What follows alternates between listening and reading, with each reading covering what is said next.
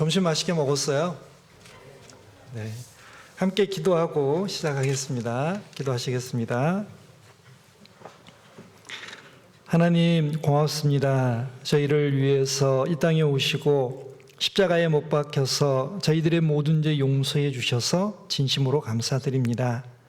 값 없이 공로 없이 저희들의 모든 죄 용서해 주시고 하나님 자녀 삼아 주시며 천국 소망 허락해 주셔서 감사드립니다. 또 날마다 부끄럽고 연약한 모습 많이 있지만 변함없이 사랑해 주시고 함께해 주셔서 감사드립니다. 또한 연약한 저희들을 통해서 하나님의 나라를 확장하시고 하나님의 영광을 드러내심을 감사드립니다. 저희들 항상 하나님의 은혜와 사랑에 매여서 그 은혜에 감사하며 보답하는 삶 살 수 있기를 원합니다. 하나님께서 더욱 도와주시옵소서.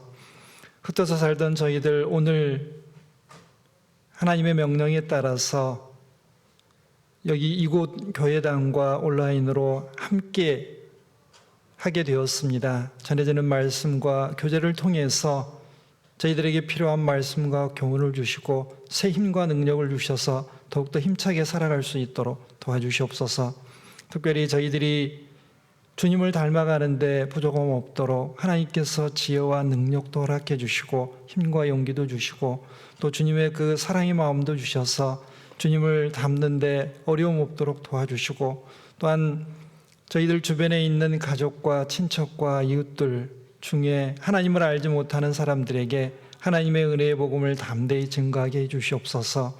저희들의 구별된 삶과 또 저희들의 구별된 인격을 통해서 주님을 증거할 수 있도록 도와주시옵소서.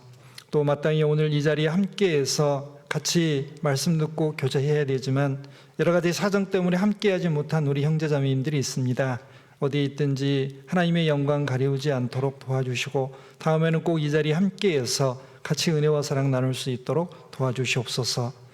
말씀의 시종을 오직 주 성령님께만 의지하고 맡깁니다. 언제나 저희들 사랑해 주시는 예수님 이름으로 기도드렸습니다. 아멘. 네, 성경 사도행전 2장 찾겠습니다. 사도행전 2장 1절부터 8절까지 그리고 41절 이렇게 읽겠습니다. 사도행전 2장 1절부터 8절까지 제가 읽겠습니다.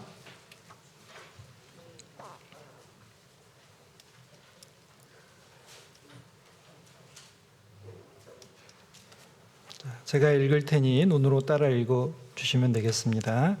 1절 오순절 날이 이미 이름에 저희가 다 같이 한 곳에 모였더니 호련히 하늘로부터 급하고 강한 바람 같은 소리가 있어 저희 앉은 온 집에 가득하며 불의 혀같이 갈라지는 것이 저희에게 보여 각 사람 위에 임하여 있더니 저희가 다 성령의 충만함을 받고 성령이 말하게 하심을 따라 다른 방언으로 말하기를 시작하니라.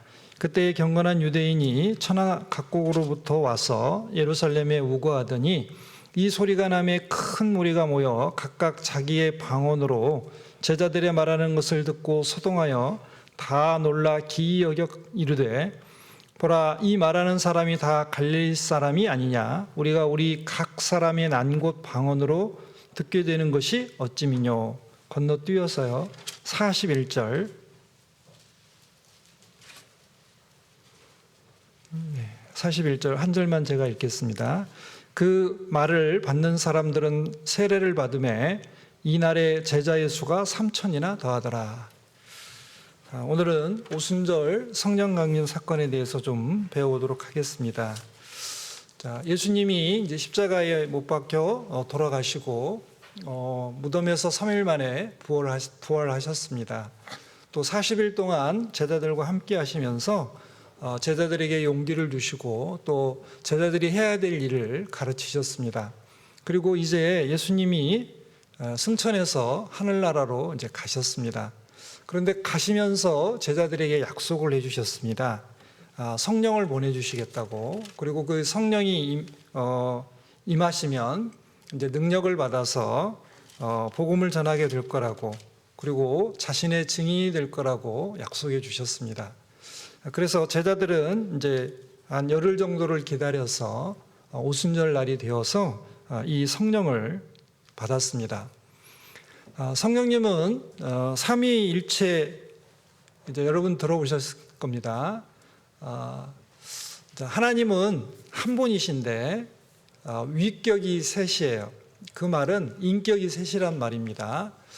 사람은 한 인격이면 한 사람이잖아요. 그런데 하나님은 세 인격이신데 한 분이세요. 우리는 다 이해할 수는 없습니다. 그런데 경건한 그리스도인들은, 그리고 하나님의 뜻을 아는 그리스도인들은 이해는 잘 안 되지만 믿을 수는 있어요. 성령님은 성부 하나님, 성자 하나님, 성령의 하나님, 그 세 분 중에 한 분이십니다. 그리고 그분은, 그러니까 그 세 분은 아버지, 아들, 성령님 이런데 다른 분이 아니고 다 한 분이세요. 인격은 다르시지만 신성은, 그러니까 하나님으로서는 동등하고 동일하십니다. 그리고 이 성령님은 어떤 기운이 아니에요. 여러분들이 스타워즈라는 영화를 보면 포스라는 게 있는데 어떤 에너지, 보이지 않는 힘에 의해서 뭔가를 조정할 수 있는 이제 그런 걸 연상할 수 있는데 성령님은 그런 분이 아니세요. 성령님은 눈에는 안 보이지만 우리들과 똑같은 인격을 가지신 인격체이세요. 성령님은 기뻐하시기도 하고 슬퍼하시기도 하고, 그리고 뜻과 의지가 있고, 그리고 감정도 있으세요. 우리들처럼 똑같이 생각하고 또 결론도 내리시고 판단도 하십니다. 그리고 이 성령님은 이제 보혜사라고 합니다. 예수님께서 요한복음에 보면 자신이 보혜사로 이 땅에 오셨는데 죄에서 죄인들을 구원해서 천국에 데려가는 보혜사로 오셨다, 그렇게 말씀하셨습니다. 영어로는 헬퍼라고 하는데, 헬퍼라는 말은 도움을 주는 사람이라고 하잖아요. 쉽게 말하면 도움입니다. 그런데 예수님이 이 땅에 오셔서 우리를 죄에서 구원해서 천국에 데려가는 일을 하셨습니다. 그래서 예수님의 십자가의 피로 우리는 그걸 믿음으로 구원을 받았어요. 우리들이 예수님을 통해서 이제 천국에 갈 소망을 얻었습니다. 그럼 이제 하나님의 자녀가 되었는데, 예수님은 자신의 일을 다 끝마치시고 하나님 우편으로 올라가셨어요. 그래서 더 이상 우리들과 함께 하시지 않으세요. 그래서 예수님은 자신이 이 세상을 떠날 걸 얘기하시면서 제자들에게 또 다른 보혜사, 도우미를 보내주시겠다 약속하셨습니다. 그분이 누구냐면 성령님이세요. 그런데 이 보혜사라는 말에 성령님의 하시는 일이 다 들어있어요. 보호해 주시고 은혜 베풀어 주시고 그리고 가르쳐 주시는 분이라는 뜻이 들어있습니다. 그래서 보혜사, 우리를 보호해 주시고 인도해 주시고 항상 은혜를 베풀어 주십니다. 특별히 성령님께서 우리들을 위해서 말할 수 없는 탄식으로 기도하고 계신다라고 하셨습니다.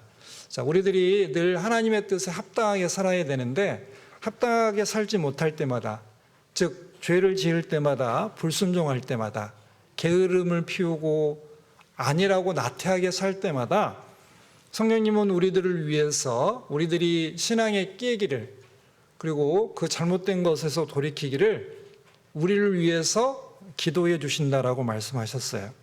그리고 하나님은 성령님을 통해서 우리를 진리 가운데로, 그리고 올바른 삶 가운데로 늘 가르쳐 주시고 인도해 주고 계십니다. 그리고 이 성령님은 믿음의 대행자라고 해요. 그 대행자라는 것은 대신 뭔가를 해주는 사람이라는 뜻입니다.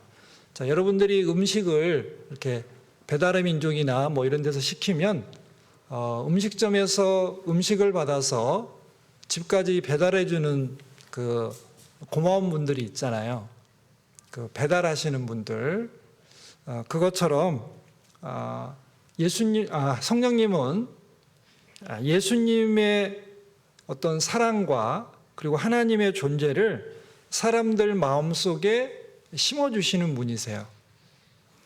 자, 우리가 하나님을 안다. 그러니까 말씀을 들을 때 하나님 살아계신 것을 믿게 됐다. 그리고 내가 죄인 된 것을 깊이 뉘우치고 죄 용서받고 싶은 마음이 생겼다. 그리고 예수님이 십자가에 못 박히신 게 정말 믿어지고 마음속에 평안이 왔다. 천국 갈 소망이 생겼다. 이 모든 것들은 성령님이 내 안에서 역사해 주셨기 때문에 그런 거예요. 하나님 살아계신 것을 내 마음과 생각 속에 심으신 분도 성령님이시고, 죄인임을 깨닫게 한 것도 성령님이시고, 그리고 죄 용서가 됐다는 것을 내가 믿게 해주신 것도 성령님이 해주신 겁니다. 그래서 성령님을 믿음의 대행자라고 해요. 자, 그리고 성령님은 다른 곳에도 계시지만, 성령님은 하나님이 계시기 때문에 무소부재하세요. 그러니까 편재, 이 세상에 어떤 곳에서도 성령님은 다 계시지만 특별히 구원받은 그리스도인들 안에 계신다고 약속하셨습니다. 자, 여러분들 성령님이 안에 계시니까 뭔가 성령님을 느껴보려고 하는데 성령님이 느껴지지는 않을 거예요. 왜냐하면 성령님은 보이지 않는 분이고 어떤 기운이나 어떤 물체가 아니기 때문에 내 안에 들어와 있는 것을 실제적으로 오감으로 느낄 수는 없어요. 그런데 우리 마음과 생각 속에서 세미한 음성으로 하나님의 말씀을 기준으로 해서 원칙과 기준에 따라서 행동하도록 인도해 주세요.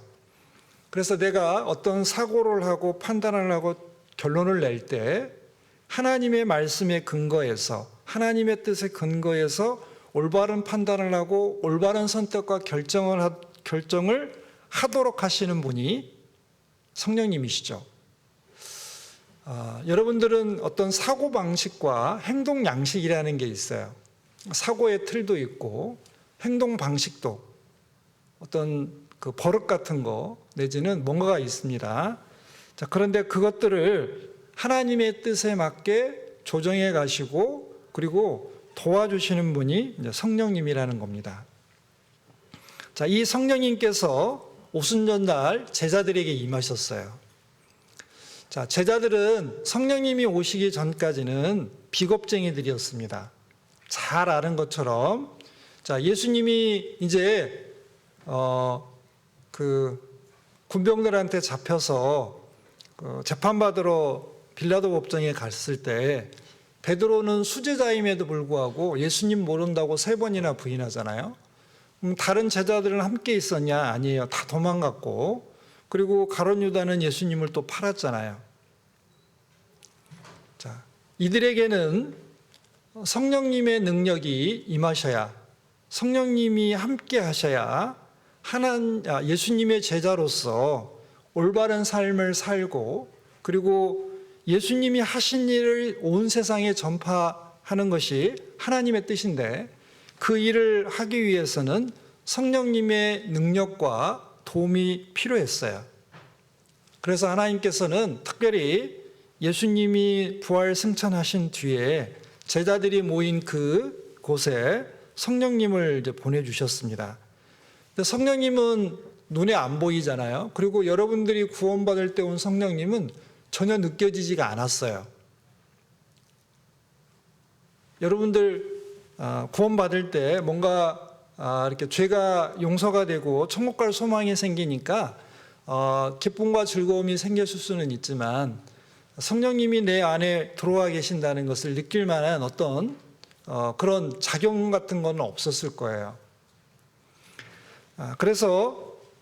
그러나 성령님이 내 안에 구원받을 때 들어오신 것이 사실이기 때문에 우리는 느껴지지는 않지만 하나님의 말씀을 통해서, 그리고 내 안에 어떤 새로운 인격이 생기고 새로운 성품이 생기고, 그리고 하나님의 뜻대로 살고 싶은 마음도 생기고, 그리고 순종하려는 마음도 생기고, 복음 전하려는 마음도 생기고, 교제에 가고 싶은 마음도 생기잖아요.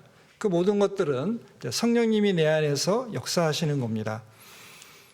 자, 그런데 이 성령님이 내 안에 오셨다는 것을 느낄 수가 없으니까 하나님은 이 오순절 날에 성령님께서 제자들에게 임하셨다는 것을 어떤 그림처럼 보여주셨어요. 그래서 이제 두 가지를 제시하고 있는데, 첫 번째는 강한 바람이고 두 번째는 불의 혀 같은 것이 제자들 위에 이렇게 임했다라고 되어 있습니다. 자, 성경에는 이 성령을 상징하는 뭐라 그럴까? 성령을 상징하는 것들이 네 가지가 나와요. 첫 번째는 물이고, 두 번째는 비둘기고, 세 번째는 여기 보는 것처럼 불의 혀고, 네 번째는 바람이에요. 자, 성령님이 눈에 보이지 않잖아요. 하나님은 영이시니까 이렇게 우리 눈으로 확인할 수가 없습니다.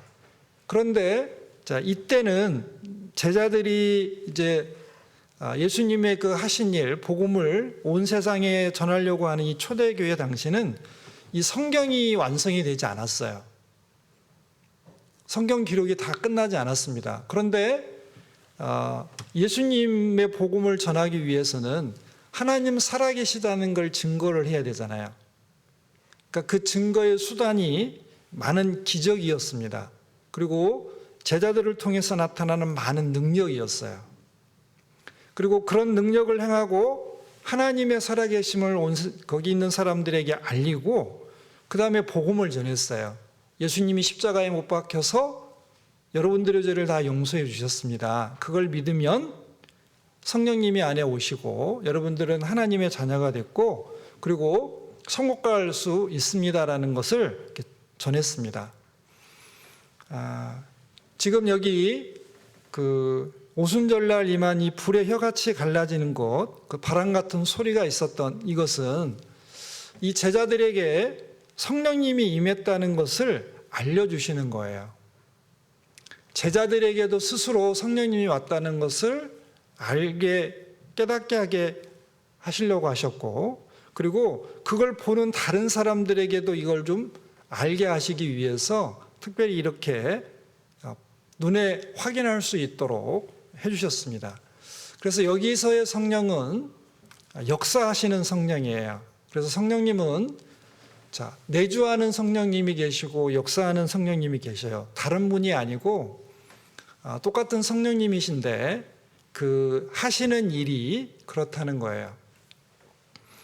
그래서 여기 불의 혀같이 그리고 바람의 소리같이 제자들에게 임했습니다. 자, 그리고 예수님이 침례 받으실 때는 비둘기처럼 성령이 내려오셨잖아요. 그래서 예수님의 사역 전체에는 성령님의 지혜와 능력으로, 성령님의 도움으로 예수님이 많은 가르침과 그리고 많은 기적을 일으킬 수 있으셨어요. 자, 그리고 이제 물이라고 되어 있는데 성령의 세 가지 사역이 있습니다. 첫 번째는 성령 세례고, 두 번째는 성령 내주고, 세 번째는 성령의 충만이에요.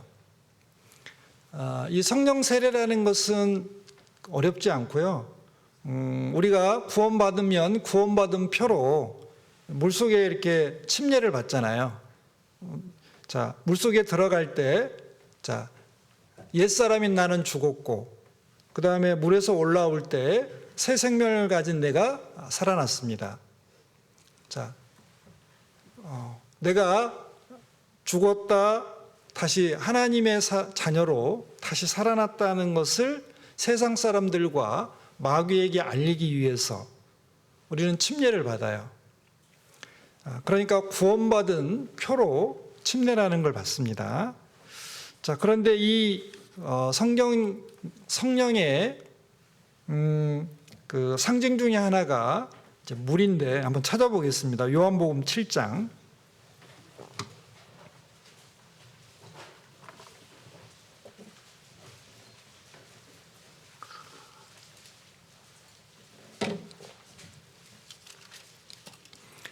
요한복음 7장 37절, 38절, 39절. 제가 읽겠습니다. 요한복음 7장 37절부터 읽겠습니다. 자, 명절 끝날고 큰 날에 예수께서 서서 외쳐 가라사대 누구든지 목마르거든 내게로 와서 마시라. 나를 믿는 자는 성경의 이름같이 그 배에서 생수의 강이 흘러나리라 하시니 이는 그를 믿는 자에 받을 성령을 가리켜 말씀하신 것이라. 예수께서 아직 영광을 받지 못하신 거로 성령이 아직 저희에게 계시지 아니하시더라. 자, 이 아직 계시지 않은 이 성령님이 오순절날 제자들에게 임하시고 이제 이 땅에 오셨어요. 그리고 성령님이 이제 사역을 하기 시작했습니다. 그래서 성부 하나님은 우리 죄인들을 구원할 계획을 세우셨고 성자 하나님인 예수님은 그 구원을 이루셨어요. 십자가에 못 박혀서 죄 용서하는 일을 하셨습니다. 그리고 성령님은 우리에게 그걸 적용시키세요. 그래서 믿는다라는 것은 우리 잘 알고 있잖아요. 온 세상 사람들 죄를 용서해 주실 때 내 죄도 용서해 주셨다고 나에게 직접 적용시키는 겁니다. 그게 믿는 거잖아요. 자, 여기 보면 자, 예수님이 말씀하셨습니다. 누구든지 목마르거든 내게로 와라. 자, 인생의 여러 가지 곤란과 어려움을 겪어가면서 영적인 어떤 목마름을 느끼게 돼요. 영적인 허기도 느끼게 됩니다. 자, 그럴 때 누군가의 소개에 의해서 말씀을 듣고 예수님이 죄 용서해 주신 것을 들어요. 복음을 듣고 깨닫게 되면 진정한 내 마음속에 자, 목마를 때 물을 마시면 이 목마름이 해소가 되는 것처럼 내 인생의 여러 가지 어려움을 겪어갈 때 인생의 문제가 풀리지 않고 내 마음속에 허전함이 있고 허무함이 느껴졌는데 구원받고 천국 갈 소망이 생겼을 때 내 마음에 평안도 생기고 행복도 찾아와요. 그리고 만족이 됩니다. 자, 그것을 물을 마셔서 목마름을 해소하는 것처럼 영적인 목마름을 복음을 깨닫고 그 복음을 깨닫게 할 때 성령님이 도와주셨죠. 그래서 성령님이 내 안에서 복음을 깨닫게 하시고 진정한 어떤 소망을 가지게 될 것을 여기 배에서 생수의 강이 흘러나리라 라고 표현하셨어요. 그리고 그 생수라는 것이 물이잖아요. 그래서 여기 보면 그를 믿는 자에 받을 성령을 가리켜 말씀하신 것이라. 그래서 성령님을 생수, 물로 표현했습니다. 그래서 우리는 이렇게 그 목마를 때 슈퍼에나 아니면 집에서 그 물 마시잖아요. 그 이렇게 사서 먹을 때 생수라고 되어 있는 거 많이 있어요. 그걸 보면서 성령님이 내 안에 와 계시고 내 인생의 문제를 해결해 주시고 내 죄를 용서해 주신 것을 믿게 해 주신 분이 나와 함께 하시는 거라는 것을 좀 많이 느꼈으면 좋겠어요. 자, 그래서 이 물은 우리가 침례받는 것처럼 우리가 복음을 깨달을 때 그 깨닫게 해주시는 분이 성령님이시고 다른 데에는 성령의 인치심이라고 했습니다. 그것은 내가 복음을 믿으려고 할 때 내가 죄인임을 깨닫고 죄 용서받고 싶은 마음으로 복음의 말씀을 들을 때 믿으려고 할 때 믿게 해주시는 분이 누구냐면 성령님이세요. 그 성령님의 역사를 그 성령의 인치심이라고도 하고 그리고 성령 세례라고도 합니다. 자, 구원받는 표로 침례를 받는 것처럼 성령님의 세례가 있어요. 그것은 복음을 깨닫게 하시고 내 안에 함께 하신다는 성령의 약속입니다. 자, 그게 성령 세례예요. 자, 물은 성령 세례를 표현하고 있습니다. 이제 두 번째는 이제 비둘기인데 비둘기는 예수님이 침례 받으실 때 이제 세례 요한으로부터 침례 받으실 때 성령님 비둘기 같이 예수님께 임하셨습니다. 그리고 하늘에서 음성이 났죠. 이는 내 사랑하는 자요 내 기뻐하는 자라라는 하늘의 음성이 들렸습니다. 제자들이 들었죠. 자, 이 비둘기는 예수님과 늘 함께 하셨습니다. 성령님이 함께 하셨습니다. 그런 것처럼 우리 구원받은 그리스도인들도 성령님이 늘 함께 하셔요. 자, 그것을 안에 아예 산다. 그래서 내 주라고 합니다. 그러니까 내 안에서 성령님이 아예 집 짓고 살아요. 그래서 내가 어디를 가든지 누구를 만나든지 내 안에 계시니까 항상 나와 함께 하셔요. 자, 이 비둘기는 성령님의 내주를 상징하고 있습니다. 그리고 세 번째는 불의 혀 같이 갈라지는 것이 있다 그랬는데, 자, 이 불의 혀 같은 거 이제 사도행전 2장 다시 돌아가 보겠습니다. 사도행전 2장 3절입니다.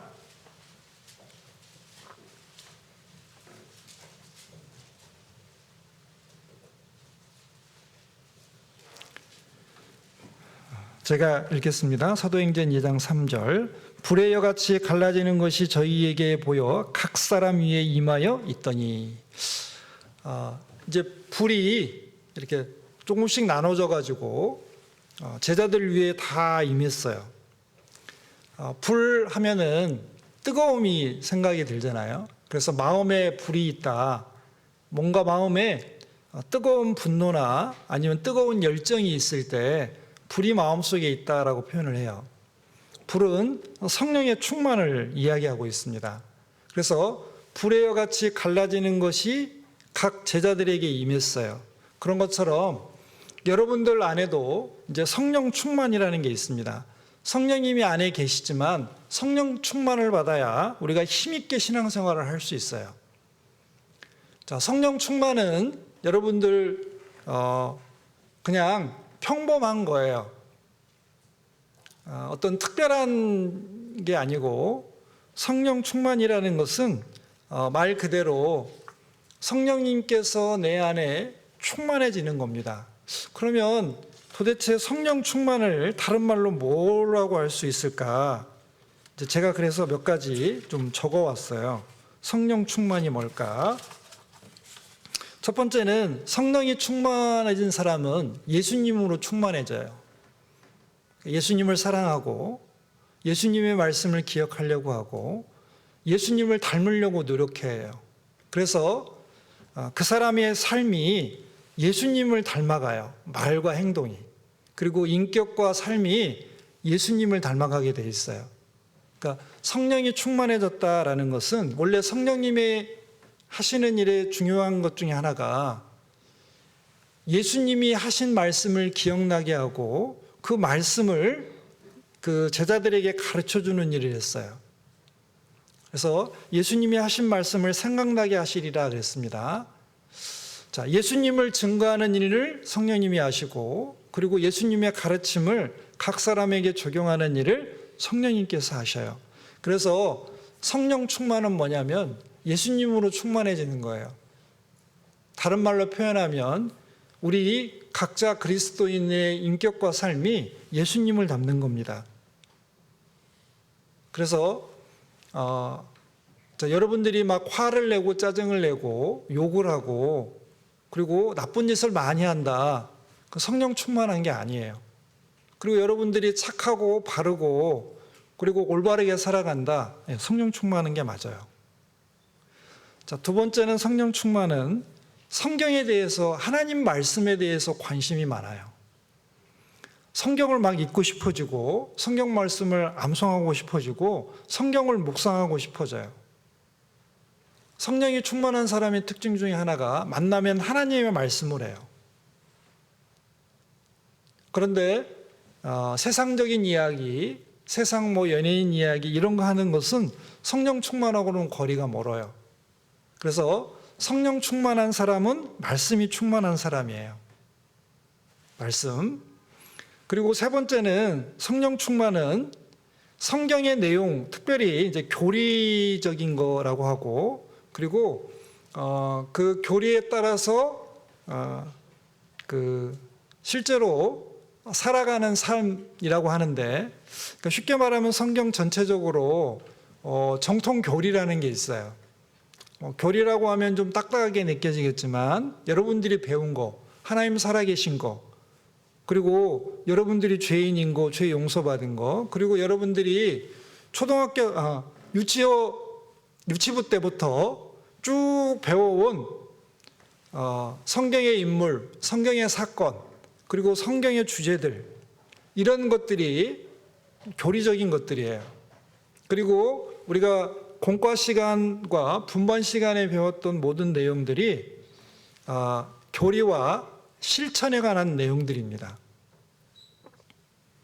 그래서 여러분들이 정말 성령이 충만하다는 것은 성경에 있는 내용, 특별히 인물들의 어떤 그 관계된 사건과, 그리고 하나님의 뜻, 우리는 이렇게 살아야 됩니다, 이렇게 행해야 됩니다라고 이제까지 배워왔던 것들이에요.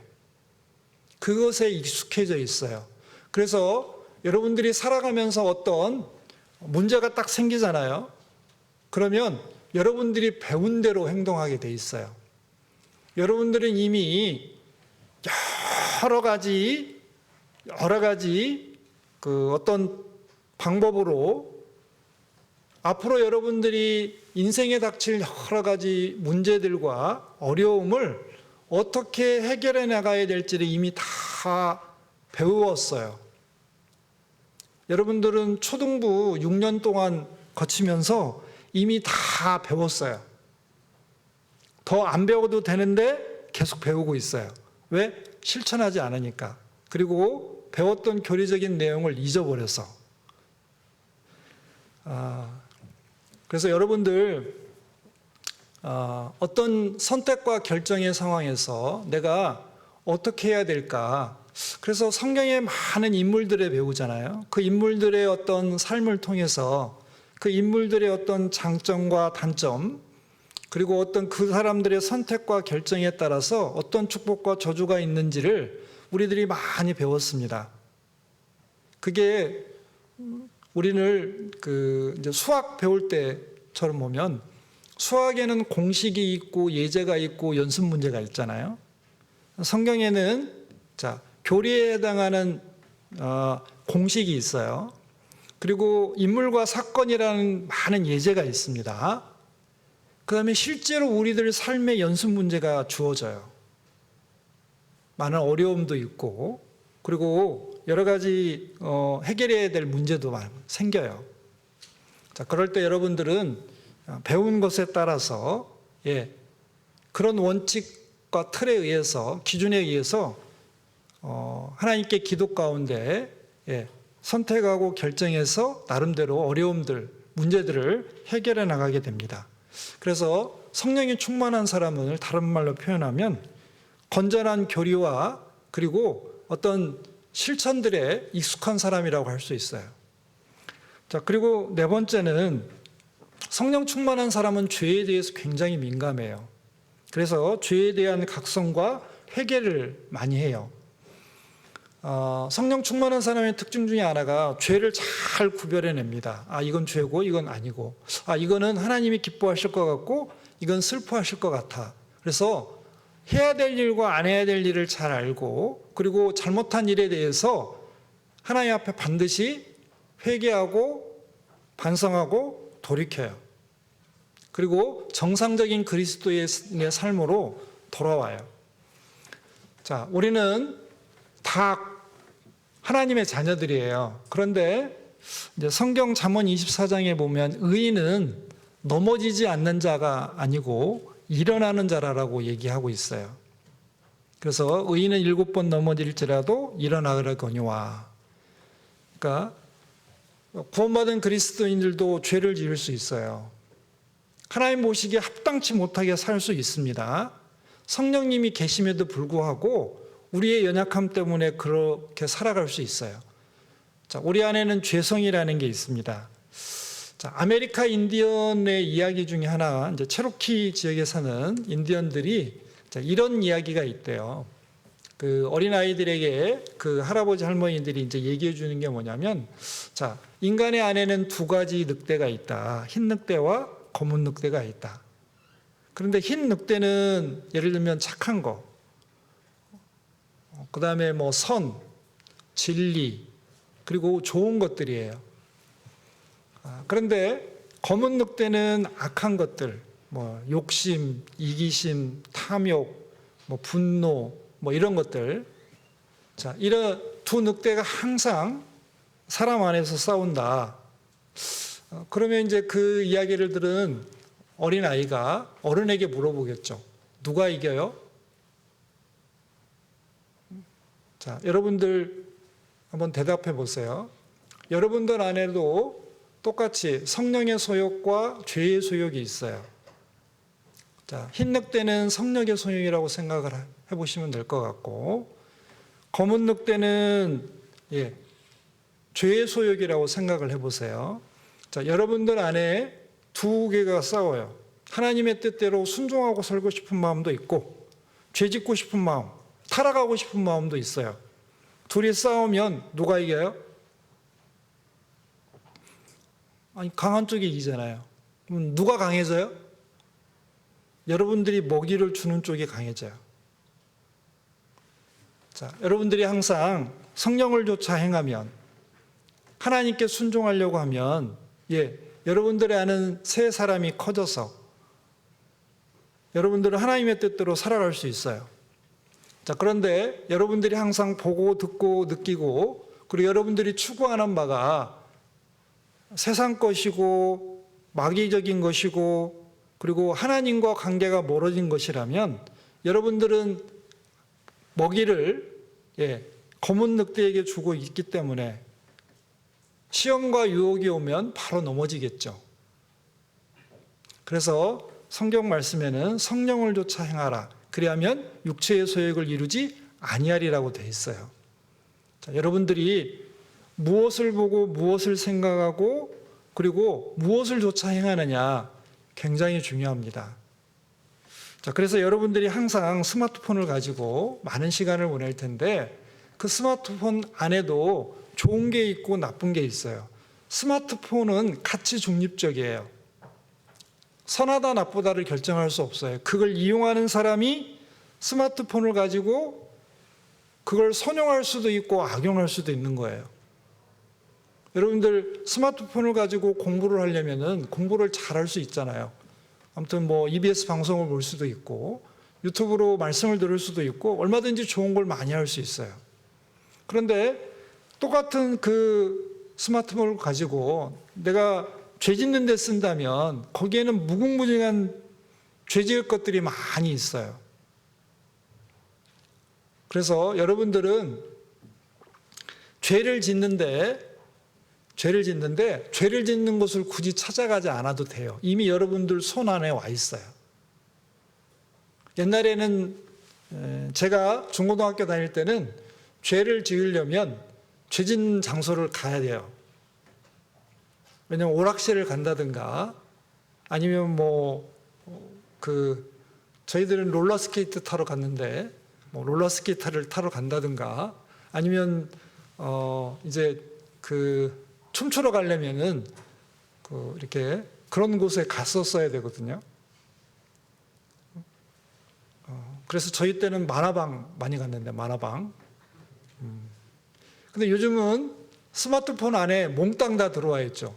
그래서 만화를 보고 싶은 사람, 야한 소설을 보고 싶은 사람, 그다음에 영화를 보고 싶은 사람, 음란물을 보고 싶은 사람, 스마트폰 안에 다 들어와 있잖아요.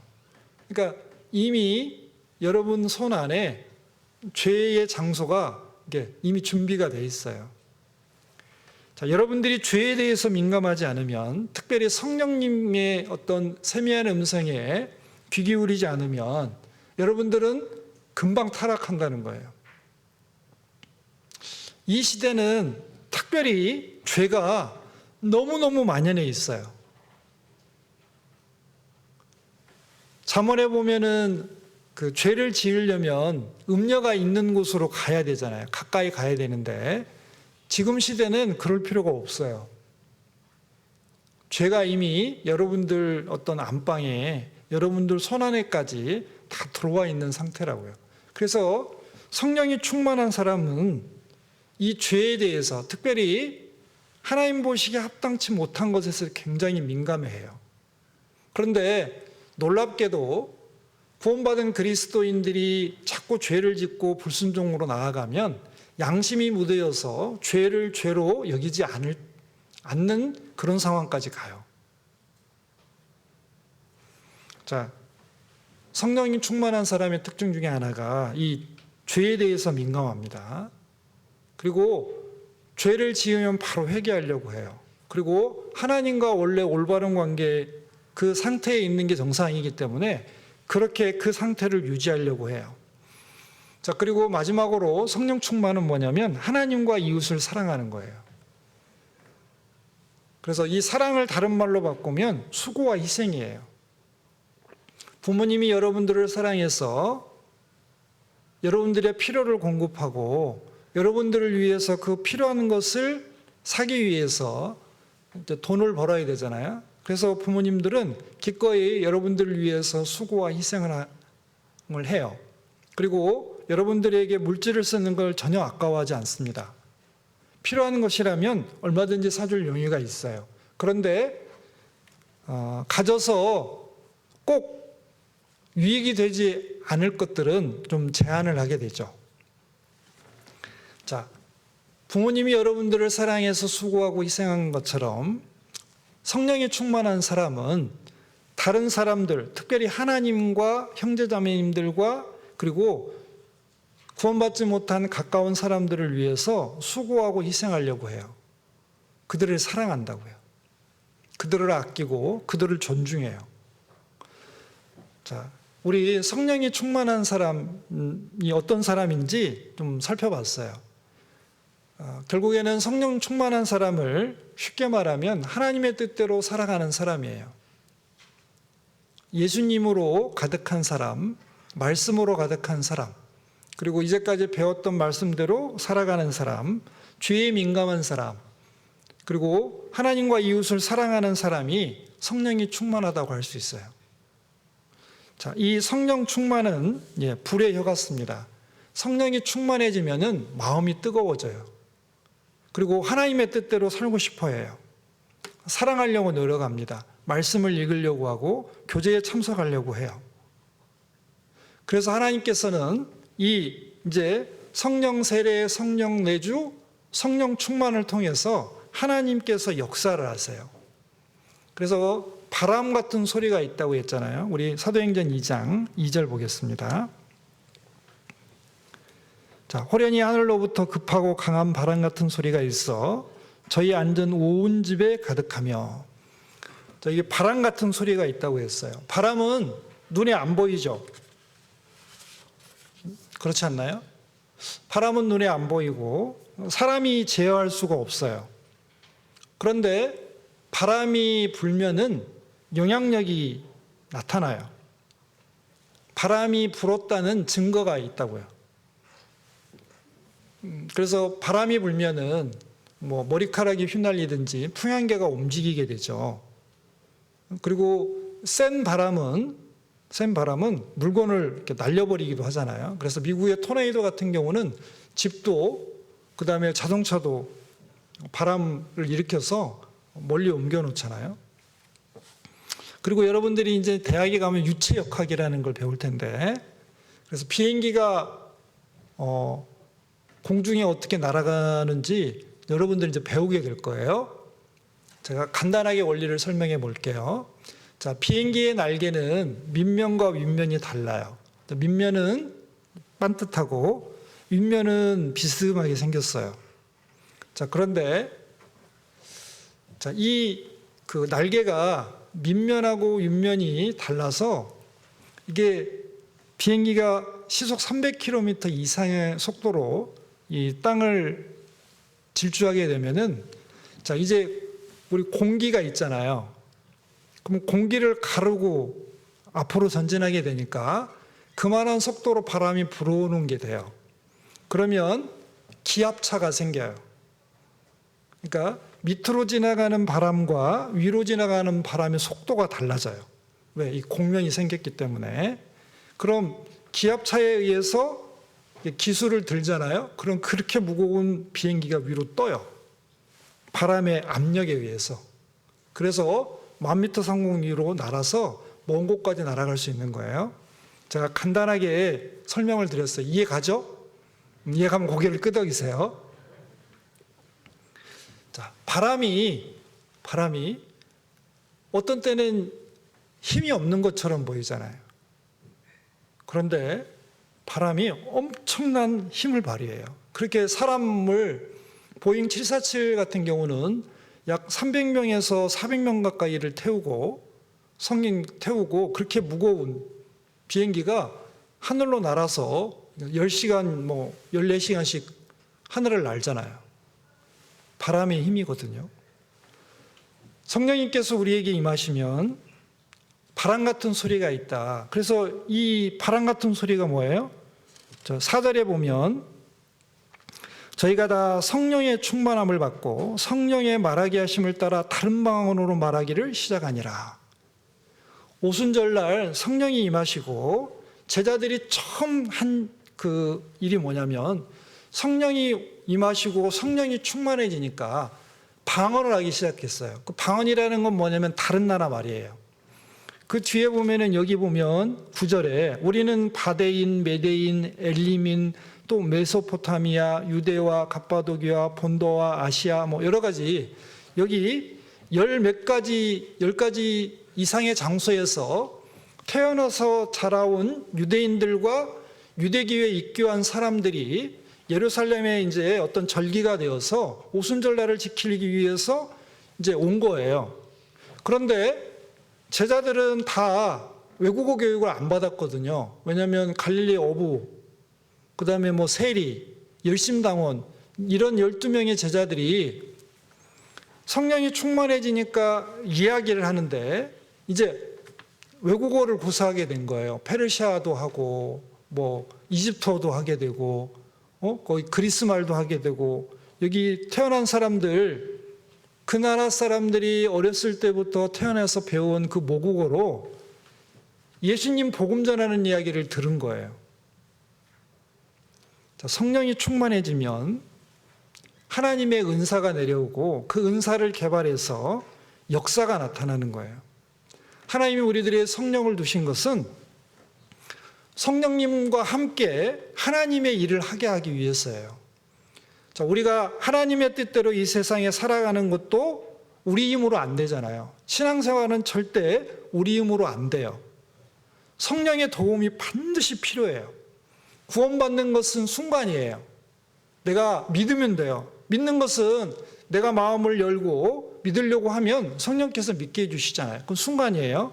그런데 생활 구원을 이뤄가는 것, 신앙생활을 하나님의 뜻대로 하는 것은 내 노력도 필요하지만 성령의 도움이 반드시 필요해요. 그래서 하나님께서는 아예 성령을 내 안에 두시고 그 성령으로 하여금 나를 도와서 하나님의 뜻대로 살게 해주시고 그리고 하나님이 하고 싶은 일을 성령님과 함께 하게 하시겠어요. 그래서 성령님은 엄청난 능력을 가지고 계셔요. 하나님의 능력이 내 안에 와 있어요. 자, 여러분들 천빛에 보면은 이제 나이아가라 폭포 이야기가 나오죠. 그래서 나이아가라 폭포의 물을 거기에 살고 있는 인디언들은 거기에 큰 뱀이 그 나이아가라 폭포에 또아리를 틀고 있다고 생각해서 신비하게 여겨서 그 신이 노하면 안 되니까 신이 노하지 말라고 그 소녀를 매년 잡아서 제물로 드렸잖아요. 그리고 어떤 사람들은 나이아가라 폭포에 가가지고 구경하잖아요. 굉장히 멋지다. 그래서 관광객들은 나이아가라 폭포를 구경하러 와요. 그런데 캐나다와 미국의 일부 전기 회사들은 그 나이아가라 폭포의 그 낙사가 크니까 이렇게 물이 떨어지면 힘이 생기잖아요. 그 수력 발전을 해서 전기를 공급하잖아요. 자, 성령님에 대한 태도가 그래요. 모르는 사람들은 성령님을 기운으로 생각해서 이상한 신이라고 생각해서 어떻게 대해야 될지를 몰라요. 또 어떤 사람들은 구경만 해요. 그러니까 관계를 올바로 맺지 못하는 거죠. 물론 성령님이 구원받은 그리스도인들 안에 와 계시지만 성령님과 어떻게 일해야 되는지를 몰라서 성령님의 능력을 힘입지 못하는 경우가 있어요. 그래서 힘있게 살아가지 못하고 힘있게 일하지 못하는 사람들이 있어요. 그런데 어떤 사람들은 수력 발전을 해서 전기를 사용하는 것처럼 성령님의 지혜와 능력을 힘입어서 복음 전하는데도, 그리고 하나님의 뜻대로 살아가는데도, 형제자매님들을 위해서 수고하고 희생하고 봉사하는데도 힘있게 살아가는 사람들이 있어요. 자, 성령님은 바람으로 우리에게 말씀하십니다. 힘이 있다는 거예요. 바람이 지나가면 영향력 끼친 게 나타나잖아요. 그런 것처럼 성령이 충만해지면 우리들 삶 가운데 역사가 나타나는 거예요. 자, 우리가 신앙생활하는 것은 성령님의 도움으로 살아간다고 하잖아요. 자, 여러분들 이제 저를 한번 보실래요? 여러분들 머릿속에 이제 부둣가를 한번 그려보세요. 부두가 있어요. 부두라는 거 뭘지, 두부 말고 배가 정박하는 이제 부둣가가 있어요. 거기에 이제 돛을 단 배를 하나 그려보세요. 그런데 이 배가 그 부두에 매여 있어요. 아주 두꺼운 줄로 매여 있어요. 생각해봤죠. 그러면은 이 배가 이제 어떤 목적지를 향해서 가고 싶어요. 어떻게 가야 될까요? 이 줄을 먼저 풀고 바람의 방향이 어떤지를 보고 그 바람의 방향에 맞춰서 항해를 해야 이렇게 목적지까지 잘 갈 수 있잖아요. 자, 여러분들 신앙생활이라는 건 그거예요. 성령의 도움으로 살아가는 생활인데, 자, 여러분들 그 부두가 여러분들을 신앙생활 잘 못하게 한 어떤 줄이라고 생각해 봐요. 성경에는 죄를 줄로 표현했고 올무로도 표현을 했어요. 그러면 그 줄이 끊어지려면은 어떻게 해야 되겠어요? 누군가 풀어주든지 아주 강한 힘이 와서 그 줄을 잘라줘야 되잖아요. 그게 뭐냐면 성령의 충만함을 입는 거예요. 내 안에 계신 성령님으로 하여금 내 안에서 기쁨과 즐거움뿐만 아니라 어떤 하나님에 대한 마음을 불일 듯 일으켜서 하나님의 뜻에 순종할 수 있도록 해달라는 간절한 소원도 있어야 되고 여러분들의 노력도 필요하잖아요. 그러니까 여러분들이 죄 가운데 있고 그리고 나쁜 습관들에서 그리고 이 스마트폰에서 아니면 나를 얽매이고 있는 신앙생활을 방해하고 있는 것에서 벗어나고 싶다면, 그 줄을 끊고 싶다면 여러분들은 성령의 바람에 의지해야 돼요. 강한 바람이 불면 그 줄이 끊어지잖아요. 여러분들은 성령의 바람을 타야 됩니다. 그리고 여러분들이 신앙생활 할 때 하나님의 뜻대로, 성령의 뜻대로 살아가는 것이 순풍에 돛을 단 것과 같이 배가 빠르게 목적지까지 가려면 순풍을 받아야 되잖아요. 그런 것처럼 성령의 뜻에 순종해야 돼요. 그런데 성령님의 뜻에 불순종하는 것은 그 역풍에 기대어서 항해하려는 배와 똑같은 거예요. 그럼 배가 전진을 못하겠죠. 왜? 바람을 반대로 받으니까 내가 가고 싶은 곳과 반대 방향으로 바람이 불면 진행이 어려울 거잖아요. 그래서 여러분들 삶에 성령에 순종하고 살지 않으면 많은 어려움이 있고 그리고 많은 장애물과 방해가 있어요. 그리고 기쁨과 평안도 사라지고 그 다음에 삶의 의미와 보람도 가치도 못 느끼고 살아가는 거예요. 그런데 성령님께 순종하고 살면 여러분들의 삶은 여러분들이 항상 기쁨과 감사로 넘치고 그리고 아무튼 힘 있는 인생을 살아갈 수 있고 하나님께서 능력을 많이 나타내 주실 거예요. 자, 우리 디모데 후서 1장도 한번 찾아볼게요.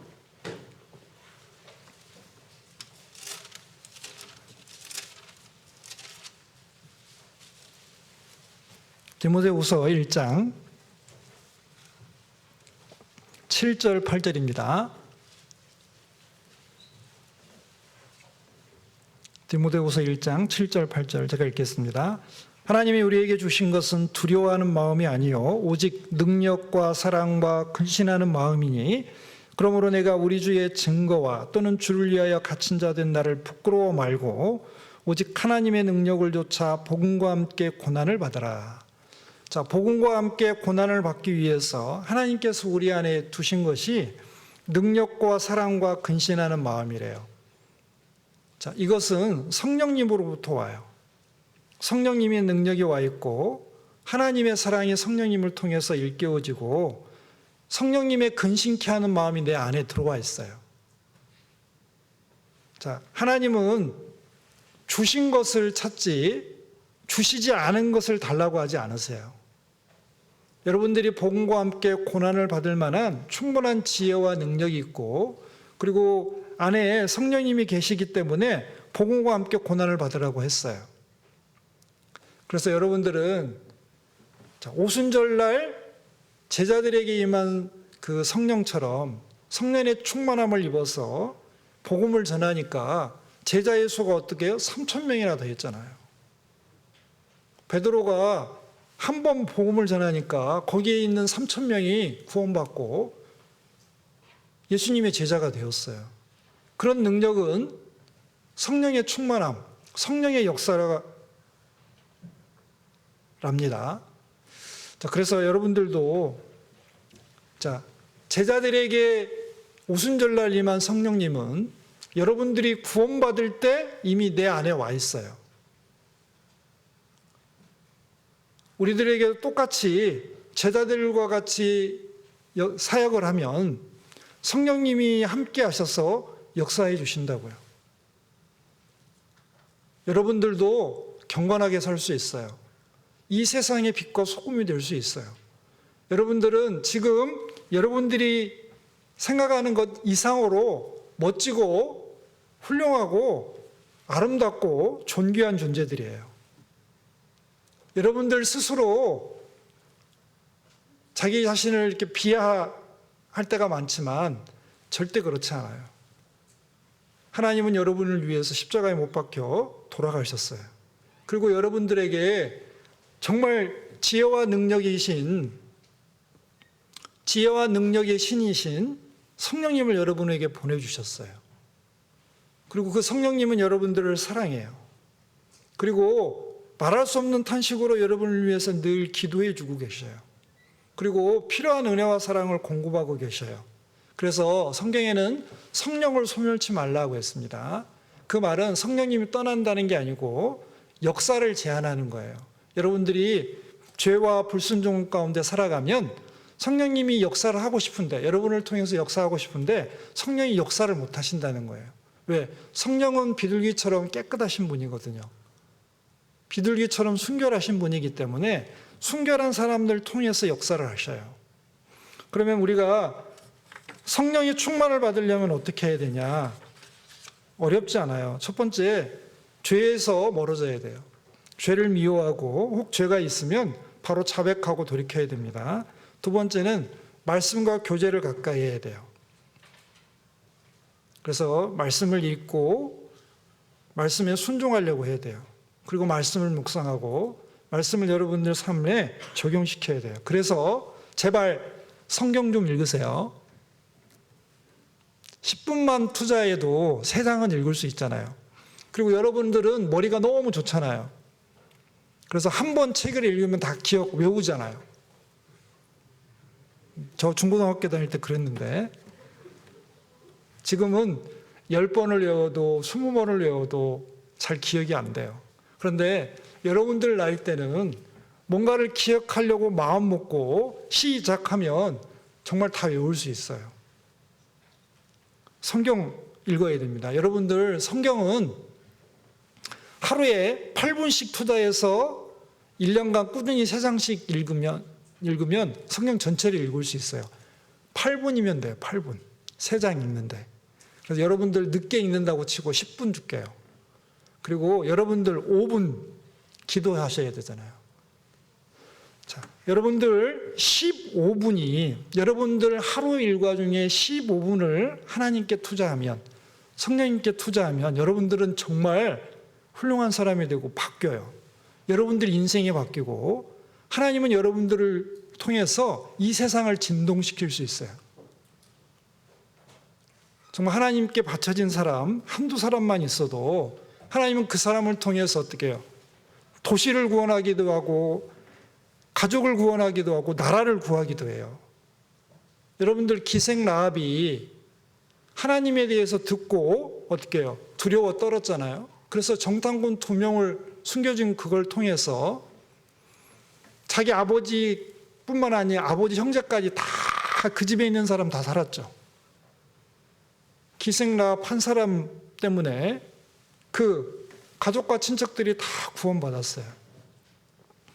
예루살렘 성에 하나님께 순종하는 사람 한 사람만 있었어도 바벨론에 의해서 BC 586년에 나라가 안 망했어요.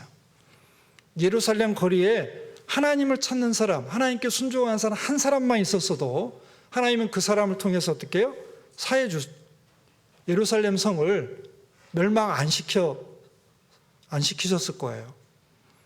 소돔과 고모라에 의인 10명이 없어서 이미 4명이 준비되어 있었는데 6명을 더 전도하지 못해서 소돔과 고모라가 불과 유황으로 망했어요. 여러분들은 정말 여러분이 성령이 충만한 사람이 되세요. 죄에서 멀어지고 말씀을 가까이 하고 교제를 가까이 하고 하나님 말씀에 순종하고 기도에 힘쓰는 사람이 되어보세요. 말씀이 여러분들을 주장하게 하세요. 성령이 세미한 소리가 여러분들의 삶을 인도해가게 맡기세요. 성령의 바람에 여러분들의 삶과 여러분들의 어떤 선택과 결정을 맡겨보세요. 그러면 여러분들은 변화될 거예요. 예수님처럼. 그리고 성경에 많은 능력을 나타낸 믿음의 선진들처럼 다윗처럼 다니엘처럼 바울처럼 많은 역사를 나타내는 사람이 될 겁니다. 기도하고 마치겠습니다. 하나님 고맙습니다. 저희들 하나님의 뜻대로 잘 살아가도록 성령님을 저희들 안에 보내주시고 늘 저희들을 위해서 기도하며 가르쳐주시고 인도해 주심을 감사드립니다. 또 약하고 힘들 때마다 성령님께서 아시고 위로해 주시고 격려해 주시며 하나님의 뜻 가운데로 인도해 주셔서 감사드립니다. 또한 저희들이 성령님과 함께 일할 때 성령님은 큰 역사를 나타내서 많은 영혼을 구원하고 하나님의 나라를 확장하여 하나님의 영광을 드러내심을 잘 알고 있습니다. 저희들의 삶과 소유와 그리고 저희들의 몸과 마음을 주님께 내어드려서 이 일을 잘 할 수 있도록 도와주시옵소서. 특별히 저희들이 이 세상에서 구별되어서 죄와 구별된 삶, 그리고 말씀에 순종하는 삶, 교제와 기도에 힘쓰는 삶을 통해서 성령의 충만함을 입을 수 있도록 도와주시옵소서. 나머지 모든 시간들도 하나님의 은혜의 손길에 부탁드립니다. 언제나 저희들 사랑해 주시는 예수님 이름으로 기도드렸습니다. 아멘. 네, 수고하셨습니다.